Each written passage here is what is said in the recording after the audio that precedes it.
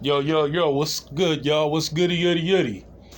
It's your boy Remo, back with another video. And this is the first video of my new series about Mr. Smith. Now, let me give y'all the background to Mr. Smith. Okay, Mr. Smith was a guy, he was an older guy, he was in his 60s, and he was a security guard. You know, he was a floater. He would go from site to site, you know what I mean? And he pretty much knew all the sites like the back of his hand. That's why he was able to float around. But yeah, he was an older black guy, heavy set, about 5'10", 5'9", and the thing that stood out about him was he was very vocal. You know, he was also very stern with his words. You know, he could be anal sometimes. He could be hostile sometimes with his words and his actions. You know, he was very outspoken, and in simple terms, Mr. Smith was an asshole, but he was one of those assholes that was funny. I would consider him he was equivalent to Donald Trump. Like, the guy would say whatever come to his mind. You know, whatever came to his mind, he would just blurt it out.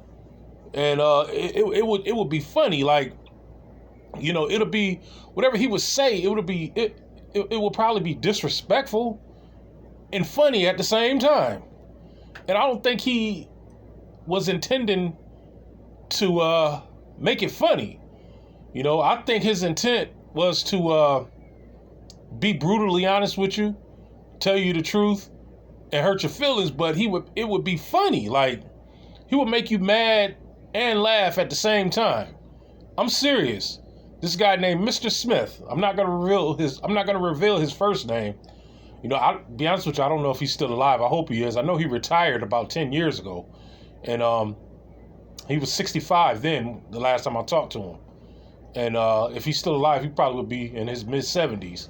He might be still alive, but the guy was off the chain. He was funny. You know, he may have had some mental illnesses, but you know, he was a smart guy. You know what I mean? Like, you know, you could tell he was brought up, you know, to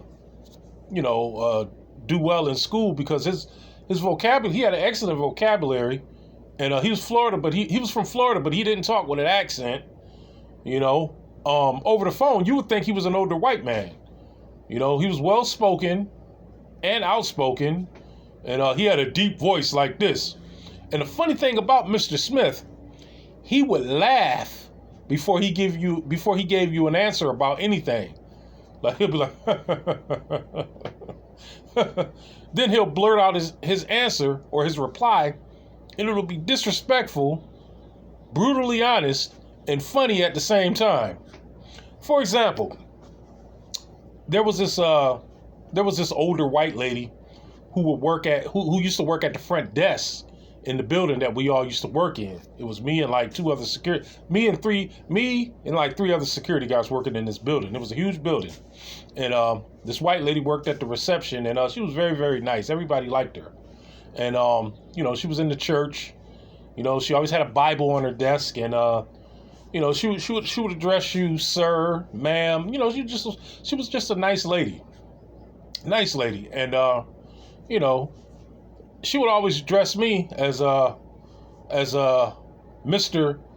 I forgot why. She had a bunch of different names for me. She would always call me the man, the myth, the legend. She had a bunch of different names for me, but you know, she would send everybody texts early in the morning. She would text everybody Bible quotes early in the morning. No big deal. Hey, you know, it was very inspiring, you know, to wake up to a post of John 3rd, or, you know, any Bible. She was trying to encourage people, you know, to have faith in God. But anyway, one day me and Mr. Smith walked in at the same time. You know, we were talking and laughing. He wasn't really saying too much to me. You could tell he had a bad day. And so the lady said, "Good morning, the man, the myth, the legend." And I said, "Good morning, Miss So-and-so." I said, "May you have a blessed day," or something like that. And she said, "Same to you." And as I was walking away, because we had to sign in before we went upstairs. Before we got on the elevator, everybody had to sign in. So I signed in and said what I had to say to her. And then I said, God bless you. And then I left. And Mr. Smith was behind me. He signed in. And I heard her say to him, hello, dear. And so I looked back. And Mr. Smith said,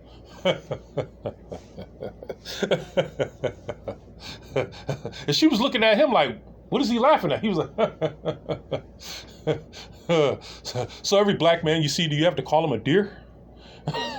And I'm looking like, no, this dude didn't. I was like, trying not to laugh. I was like, wow. So I got, and she was like, oh, excuse me. She was like, I was just trying to be nice. He was like, how could you confuse a black man with a deer? He said, let me tell you something. He was like, just because you people like to go hunting deers, don't get deers and black men confused with each other. I was like, oh my goodness. I left, and I didn't see Mr. Smith for a couple of weeks after that.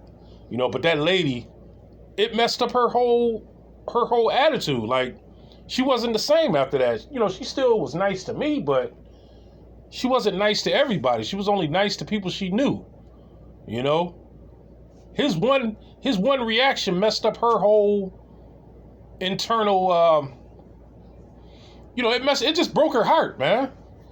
You know, it broke her internally. You know, it messed up her internal vibe. That's what I'm trying to say. You know, I just shook my head, and I told my friend John, I was like, John, you won't believe what Mr. Smith said.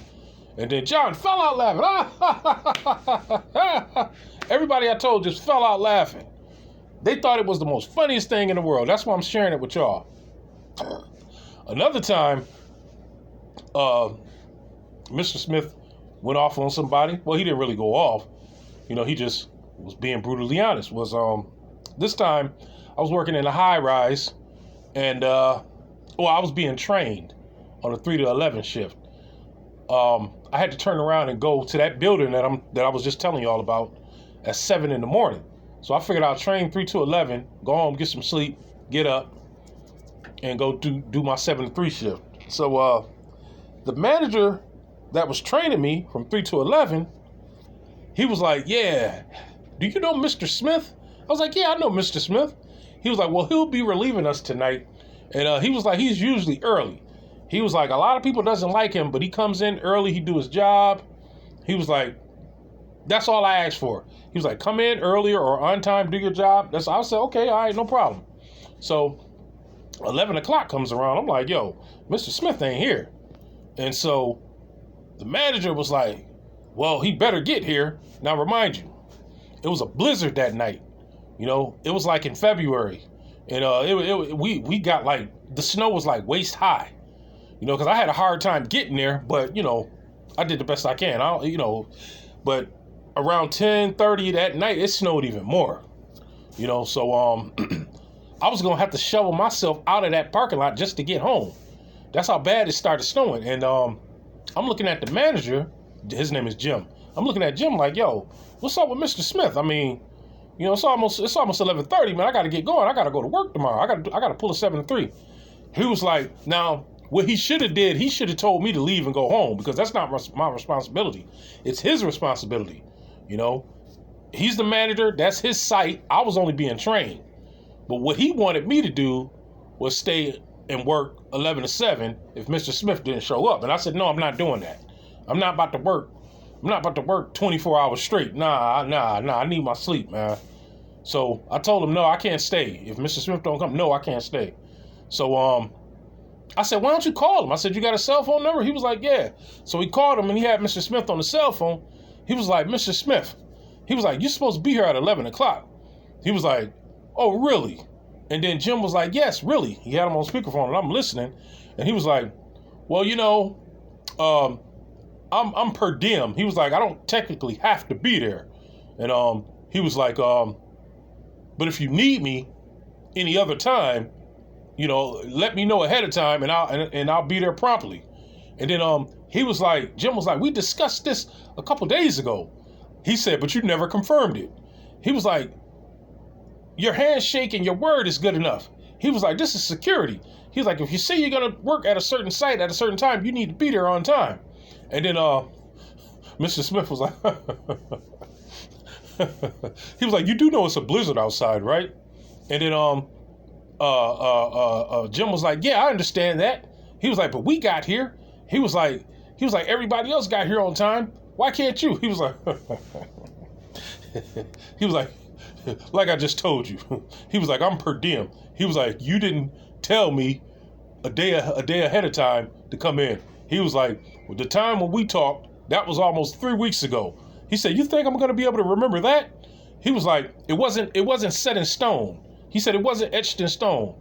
He was like, so technically, I don't have to be there. And he was like, I'm looking in the system. He was like, I'm looking at the master schedule on the eHub system. He said, you don't even have me down.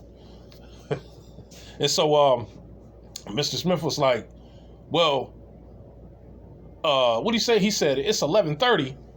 He was like, it's already 11:30, going on 11:40. He was like, what did he say? He was like, yeah. He was like, it's already too late. And he was like, Jim was like, well, if you get here now, you could. He was like, if you leave the house now, you can make it here by noon. No, he was like, if you leave the house now, you can make it here by midnight. And then Mr. Smith was like, but it's a blizzard outside. And then Jim was like, no, it's not. It's not snowing that bad. And then Mr. Smith said, hold on, let me see. You could tell he was in the bed. He got up out the bed. I heard the covers moving around. He got up out the bed and he looked out the window. And then he said, I ain't coming out there. And then Jim was like, what do you mean you're not coming out there? He was like I said, I ain't coming out there.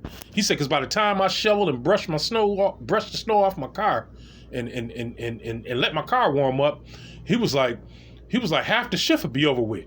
And he was like, well, do what you got to do. He said, like I said, I ain't coming out there. And that's that. And then he hung up the phone. I was cracking up. So I said, man, look, man, I got to leave. So then Jim was sitting there mad. Jim was sitting there. He was hot. He was pissed. His eyes was red.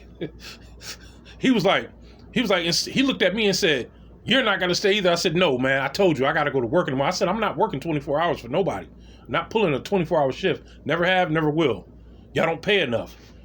And so I walked away. And so he sat at the desk. He was mad as hell. He was like, oh, and by the way, when you see Mr. Smith, tell him he's a fucking punk.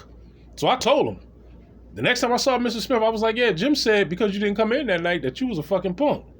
And then Mr. Smith said, he would, wouldn't he? He was like, he was a punk for having to stay overnight. He was like, I would have left the office open. He was like, it wouldn't have been me. He said, my time is money. And he said, and by the way, he was like, I would have came in. He was like, I remember the deal we made. He was like, yes, I told him I'll be there that night. He said, but I forgot. He said, that's what it was. He said, I forgot. He said, there ain't no ifs, ands, or buts about it. He said, ain't no other way around it. He said, I just forgot. He said, and I wasn't coming out in that cold. All right, y'all. All right, y'all. Like, share, subscribe. Peace.